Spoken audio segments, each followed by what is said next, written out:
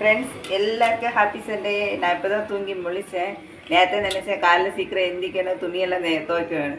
ஆனால் நல்ல தூக்கம். என் வீட்டால் என்னை கூப்பிட நான் எந்திக்கவே இல்லை. அதுக்கப்புறம் என் வீட்டில் போய் சந்தையில் போய் இன்னைக்கு சண்டே எல்லாம் அதனால் சிக்கன்லாம் வாங்கிட்டு வந்துருக்காங்க.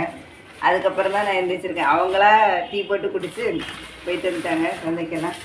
என்ன வாங்கிட்டு வந்துருக்காங்கன்னு பார்த்தீங்கன்னா இன்றைக்கி சிக்கன் வாங்கிட்டு வந்துருக்காங்க. அப்புறம் பார்த்தீங்கன்னா கறிவேப்பிலை, தக்காளி பழம், உள்ளி, இஞ்சி, வெள்ளுத்துள்ளி, வெளியெல்லாம் வாங்கியிருக்காங்க. அப்புறம் 2 தேங்காய். அப்புறம் என்னென்னு பார்த்தீங்கன்னா எனக்கு பிடிச்ச என்னென்னு பாருங்க, கப்பை.